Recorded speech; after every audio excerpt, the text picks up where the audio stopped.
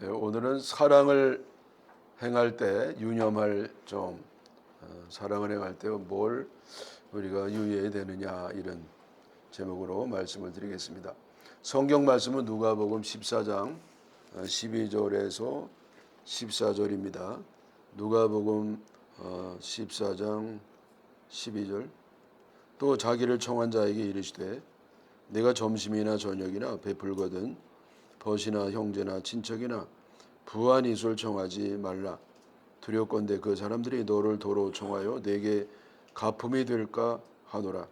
잔치를 베풀거든 차라리 가난한 자들과 몸 불편한 자들과 저는 자들과 맹인들을 청하라.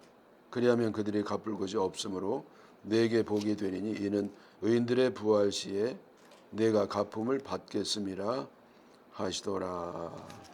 아멘. 예.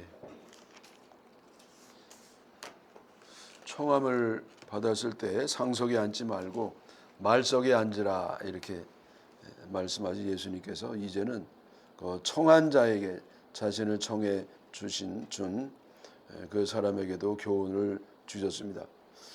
교훈이 뭐냐면요, 친한 사람이라든지 부자를 청하지 말고 가난하거나 소외된 사람을 청하라. 그런 말씀이에요. 여러분 이거는 세상 사람들의 삶과는 다른 얘기가 아니겠어요? 대개 이렇게 자기에게 유익이 되지 않는 사람은 거들떠보지도 않고 그래도 자기에게 좀 유익이 될 만한 그런 사람을 청하는 것이 세상의 인심인데 예수님께서는 거꾸로 말씀하셨어요. 왜 그렇습니까? 왜냐하면 능력이 되는 사람에게 접대를 해주면 그 사람이 도로 갚을 수가 있기 때문에 그런 일이 없도록 하라 그렇게 말씀을 하신 겁니다. 그래서 우리는 여기에서요 예수님께서 말씀하시기를 사랑을 베풀 때 유념할 사항에 대해서 가르침을 주셨는데 두 가지가 있어요. 하나는 뭐냐면은 말씀드린 것처럼 되갚을 형편이 못 되는 사람들에게 사랑을 베풀라. 여러분 꼭 이렇게 가난하고 없고 그런 사람에게만 접대하라는 게 아니고 이 정신은 뭐냐면은 대가를 바라지 말고 사랑을 베풀라. 대가를 바라지 말라는 거예요. 네. 여러분 근데 사람들은 제가 말씀드린 것처럼 대가를 바라고 선행을 베푸는 경우가 대부분입니다. 사람들은 이기적인 존재요, 경제적인 존재이기 때문에 사랑을 베풀 때도 계산적으로 하는 경향이 있습니다. 손익을 따져보고 이익이 되는 경우에만 선행을 하는 경우가 대부분이 되겠습니다. 그러다 보니까 되갚아줄 수 있는 사람들에게만 사랑을 베풉니다. 여러분 결혼식 초대장을 받으면 어떻게 하셔요? 그러면 먼저 뭘 합니까? 잡기장을 들춰보죠. 그래서 결혼식에 이렇게 부조 낸 사람들 명단을 다 보고 이 양반이 얼마를 냈나 그러면 거기에 준해서 이렇게 봉투를 가져간다든지 아니면 그 계좌이체를 한다든지 합니다. 또 어떤 사람은 가긴 가는데 시계는 참석하지 아니하고 밥만 먹고 그냥 그 부조만 돌리고 그렇게 오는 경우도 있습니다. 여러분 이게 잘못됐다는 뜻은 아니에요.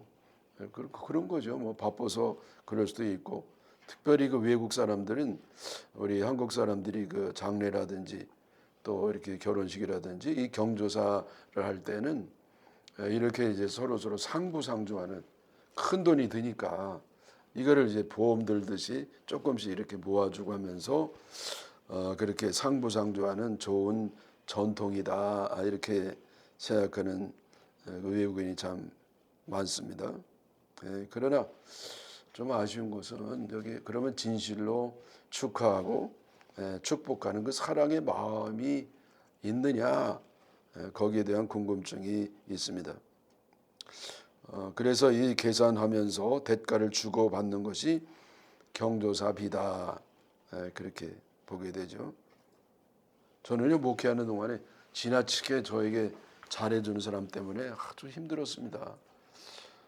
여러분 보통 잘해준 것도 아니고 너무 잘해주면 제가 완전히 감동해가지고 그 사람에게 정말 영혼을 갈아서라도 그 접대하고 잘해줘야 되지 않겠어요?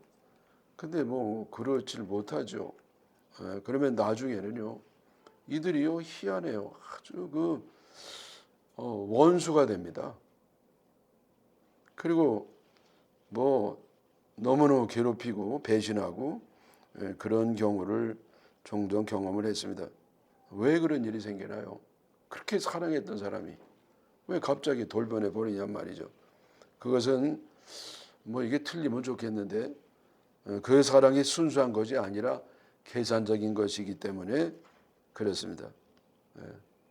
뭐 엄청 뭐 아주 극진한 사랑인 것 같지만은 알고 보면 자기 사랑, 계산적인 이기적인 배품이었던 것이기 때문이라고 추측이 됩니다.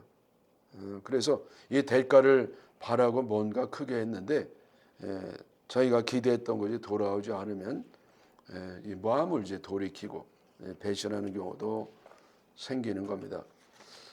여러분 이건 좀 극단적인 예가 되겠습니다만은 제가 오래전에 제 좀 가까이 지냈던 동기 동창이 있거든요. 그래서 이 경기도 신도시에서 아주 잘 나가는 교회였어요. 거기서 개척을 했는데 교회가 뭐 참 잘 됐습니다. 근데 이때 한 참 훌륭한 사람이 이렇게 안수 집사가 이렇게 왔습니다. 그래서 너무너무 잘한다는 거예요.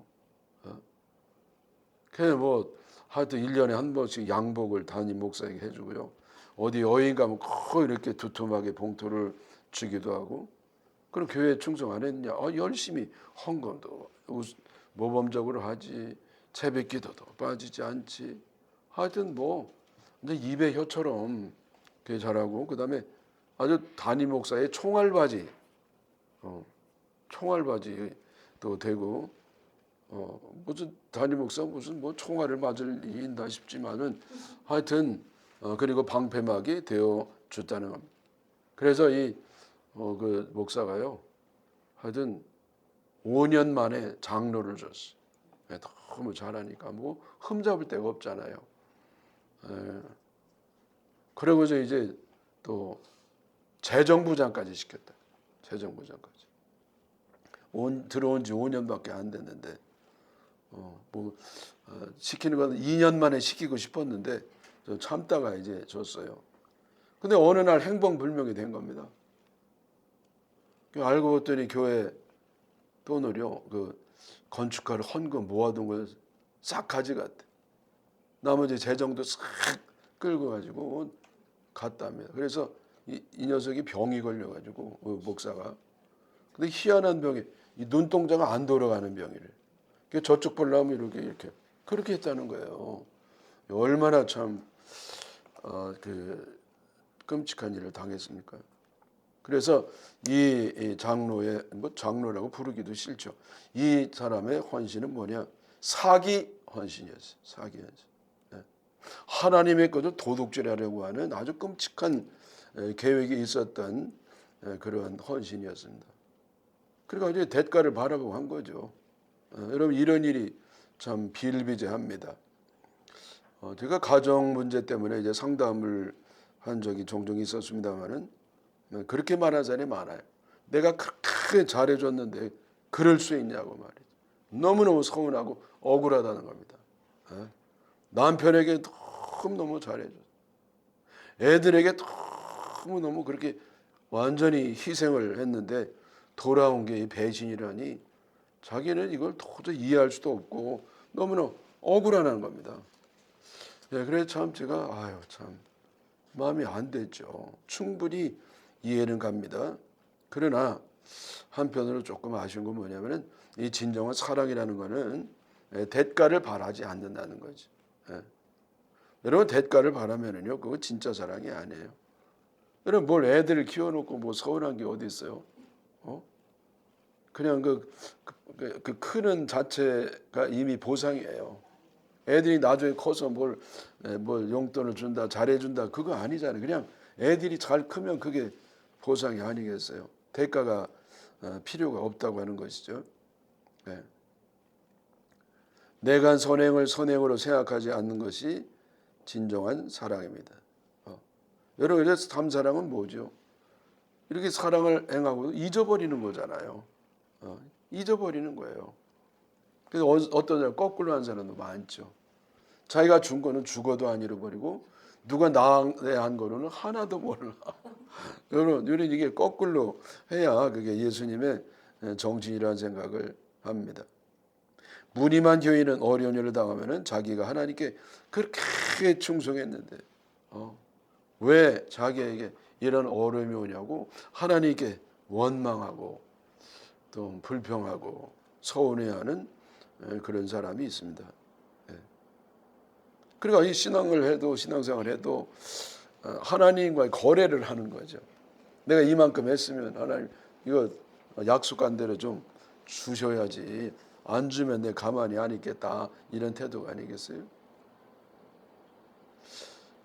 반대로 진정한 교회는 어려움을 당할 때 그렇게 불충한 자신을 주님께서 불쌍히 여기셔서 어려운 가운데도 그렇게 은혜를 주셔가지고 자기가 오늘날까지 살 수가 있었다고. 그러니까 자기가 하나님 앞에 뭐 이렇게 헌신한 거는 다 잊어버리고요. 늘 주님의 은혜만 생각하면서 감사합니다. 서운하고 억울한 것은 대개 대가를 받지 못했을 때, 아주 대가를 그렇게 기대하고 주님 앞에 헌신하고 충성하고 신앙생활을 했는데 기대한 게 안 오면은요, 그만 시험에 빠집니다. 그래서 우리 주님은요, 대가를 바라지 마라. 그냥 대가를 바라지 말고 선행을 해라, 그런 말씀을 했던 것이죠. 근데 여러분, 그 대가를 바라지 않고 선행하는 사람, 사랑을 베푸는 사람은 세상에서 손해 보면서 살게 됩니다. 그러나 여러분, 그게 끝이 아니죠. 여기 14장 14절에 다시 한번 읽어보면요, 그리하면 이거 뭡니까? 대가를 바라지 않고 사랑을 베푸는 것이죠. 그러면 그들이 갚을 것이 없으므로 내게 복이 되리니. 자, 그래서 이 사랑을 받은 사람은 뭐 갚을 길이 없는 게 만뿐이지. 그러니까 할 수 있는 게 뭡니까? 하나님께 기도하는 거예요. 하나님, 나에게 사랑 베푼 저분에게 정말 복을 주세요. 그러면 주님은요, 그런 사람 기도를 들으신단 말이에요. 그래가지고 그들에게 갚음이 된다. 언제는 좀 기다려야 돼요. 부활 시에 우리 주님이 다시 오실 때에 갚아주신다. 너무 늦다고 생각하는 사람도 조금 수상합니다. 저도요, 뭐 이렇게 건축할 때 5년치 이제 사례비를 몽땅 다 건축비로 드렸거든요. 그래서 저는요, 빛 가운데 늘 걸어갔습니다. 빛을 지고 빛 위에 빛, 은혜 위에 은혜, 그냥 빛 위에 빛을 지면서 그렇게 아주 힘들게 살았는데, 그 가운데서도 할 수 있는 대로 좀 사랑을 베풀려고 애를 좀 많이 썼습니다. 한 번은요, 저를 아주 연애할 때 괴롭히던 사람이 있어요. 목사인데 좀 목회가 잘 안 됩니다. 그러니까 뭐 영성커녕 뭐 지성도 없고 인간성도 없어요. 그러니까 목회가 될 일이 없잖아요. 걔도 안 됐더라고요. 나이는 들어가지고 어려움이 겁나 그래가지고 제가 어디 가서 이제 강의를 받고 그 중에 일부분을 좀 떼어서 줬거든요. 근데 잘못 준 거 있죠. 왜냐면 조금 떼줬는데 그냥 강의를 거의 준 겁니다. 이야, 난감하대. 그 도로 달랄 수도 없고, 그래서 뭐 하나님의 뜻인가 보다. 하나님이 이제 이렇게 주라고 하신 모양이다 하면서 그냥 감사했습니다. 제가 뭘 대가를 받았다면요, 좀 서운할 수도 있겠죠. 근데 뭐 고맙다는 말도 없어요. 그래, 그 다음에도 계속 괴롭히는 겁니다. 약간 줄긴 했는데, 뭐 계속 괴롭혀요. 근데 뭐 저는 행복했습니다. 그냥 이게 줄 수 있는 게 얼마나 감사해요. 입장이 바꿨으면 제가 아이고 얼마나 딱한 노릇입니까. 근데 여러분 주님이요. 제가 그래서 아주 그 어려운 가운데서도 지나고 보면은요 풍성하게 살았어요. 부족함이 없이. 그리고 나중에 주님이 이제 부활하실 때 또 갚아 주실 줄 믿습니다.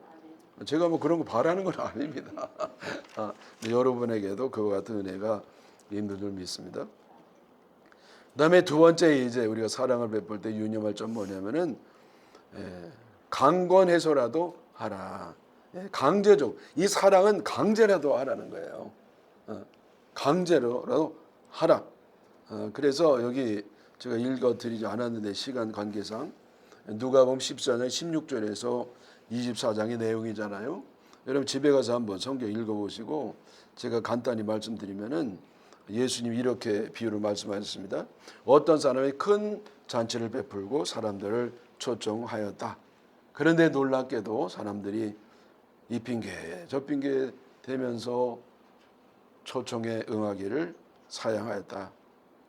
아이고 죄송해요. 밭을 사가지고 이 농사를 져야 되니까 지금 비도 안 오고 그냥 물을 줘야 되는데 그래서 잔치에 갈 수가 없습니다. 또 어떤 사람은 아니 하필 소를 샀는데 5결이나 이 10마리 아니겠어요? 그래서 이 소를 시험해 봐야 되는 오늘날 그 잔치날과 겹쳐가지고 갈 수가 없습니다. 또 한 사람은 젊은 사람이 이 장가를 들어가지고 지금 깨가 쏟아지는데 내가 잔치에 가면 이 신부가 좀 이게 불편하지 않겠느냐? 그 각각 그럴듯한 핑계를 대면서 잔치에 못 온다고 하였다. 이 보고를 들은 주인이 대단히 노했는데 한다는 말이 그래 빨리 시내나 골목으로 다니면서 가난한 사람, 몸이 불편한 사람, 병든 자들을 데려와라. 이 주인이 명령한 대로 다 행한 하인이 이제 보고를 하죠. 주인님 말씀하신 대로 제가 다 하였습니다마는 아직도 빈자리가 많이 있습니다. 그러냐? 그러면 여기저기 하여튼 뭐 다 다녀라. 그리고 저 산비탈에 그냥 그 멀리 사는 그 울타리 또 필요 없는 그 울타리 거기까지 가가지고 그 사람을 데려와서 강권해가지고 이 내 집을 채우라. 여러분 이 말씀 많이 들어봤던 얘기잖아요. 예수님의 이 비유 내용은요 죄인들을 천국 잔치에 초대하시면서 벌어지는 그런 해프닝입니다. 여러분 이 초대는요 사람이 초대하는 게 아니에요. 하나님의 초대예요. 근데 하나님의 초대를 어떻게 거역합니까? 우리는 계명 한두 개 이렇게 어긴 것만 주님의 마음을 아프게 하는 줄 아는데 정말 주님 마음을 가장 아프게 하는 것은 초대에 응하지 않는 겁니다. 하나님의 사랑을 거절하는 겁니다. 하나님 우리를 얼마나 사랑하셨어요? 우리를 너무너무 사랑하셔가지고요. 아들 예수 그리스도를 우리에게 주시고 그 피값으로 우리를 이 천국 잔치에 천국에서 영원한 생명과 복락을 누리도록 그렇게 초대하셨단 말이에요. 네? 여러분 무슨 돈을 내라는 것도 아니에요. 부조 갖고 오라는 거 아니에요. 그냥 무조건 오라는 겁니다. 근데 그걸 뭐 이렇게 거부를 하냐 말씀이에요. 여러분 이 만약에 하나님이 우리를 초대한다면요 정상적인 사람 같으면 열일 제쳐놓고 이 하나님의 은혜와 혜택과 축복을 받기 위해서 맨발로 하나님께 쫓아갈 겁니다. 그러나 현실은 어떻습니까? 거의 모든 사람들이 이 참 지대하신 하나님 사랑을 거부하고 있습니다. 참으로 기가 막힌 일이죠. 죄 지은 사람들이 받는 보응이 뭡니까? 지옥에 떨어지는 거예요. 영원한 형벌을 지옥에서 받아야만 합니다. 그러나 주님은 그걸 원할 리가 없으시죠. 그래서 우리가 당할 형벌을 다 아들 예수님께 짊어지게 하시고 대신 다 형벌을 받으시고 고통받으시고 죽으셨잖아요. 물론 이제 부활을 하였습니다마는 그래서 우리를 사면해 주시고 죄로부터 자유를 주셨어요. 그리고 천국에 공짜로 들어가도록 자격도 부여하여 주셨습니다. 말씀드린 것처럼 그러나 안타깝게도 사람들이 그 어마어마한 사랑을 거절을 했습니다. 예수님을 보내신 것은 하나님의 마지막 은혜예요. 이걸 거절한 것은 더 이상 그에게는 기회가 없는 겁니다. 그러므로 제가 말씀드린 것처럼 가장 큰 죄가 뭡니까? 살인죄? 도둑죄? 아니, 가장 큰 죄는 하나님의 사랑을 거절한 죄입니다. 하나님 사랑을 거절한 죄. 계명 준수하지 않는 것보다도 하나님 사랑을 거절한 그 배신과 무시가 하나님의 마음을 더 아프게 했던 겁니다. 여러분, 아픔 중에 제일 큰 아픔이 뭡니까? 육체적인 아픔도 전 아파요. 근데 육체적인 아픔 때문에 자살한 사람은 거의 없습니다. 정신적인 아픔 때문에 자살한 사람이 많아요. 그래서 이 정신적인 더 아픈 건데, 이 정신적인 아픔 가운데 가장 큰 아픔이 뭡니까? 여러분은 뭐 당해보지 않아서 모르겠습니다만은 짝사랑의 아픔이에요. 그렇게 사랑했는데, 그럼 아들 영원 하나밖에 없는 아들 예수님의 그 생명까지 주시고 우리를 사랑하셨는데, 여러분 이놈의 인간들이 그냥 하나님 무시하고 제 갈 길로 가버린 거예요. 짝사랑을 하게 만든 겁니다. 세상에 가장 큰 짝사랑한 사람이 우리 하나님이셔. 그리고 지금도 하나님은 짝사랑을 그 상사병을 앓고 계신 분이 하나님이시다. 그러므로 여러분, 우리가 전도할 때에 강권적으로도 해야 돼. 예를 들어서 이 독국물을 누가 마시려고 그래요. 그거 마시면 죽는 건데, 그걸 자꾸 먹지 말라 그래도 먹겠다는 거예요. 글쎄, 그거 먹으면 죽는데. 그러니까 아무리 얘기해도 안 들으면 어떡합니까? 할 수 없죠. 에이, 몰라. 냅둬. 우리가 죽나 지가 죽지. 뭐 지 인생 지가 뭐 책임져야지. 뭐 어떻게 난 노력했는데 아이 냅둬. 그럴 수가 없잖아요. 그럼 어떡하죠?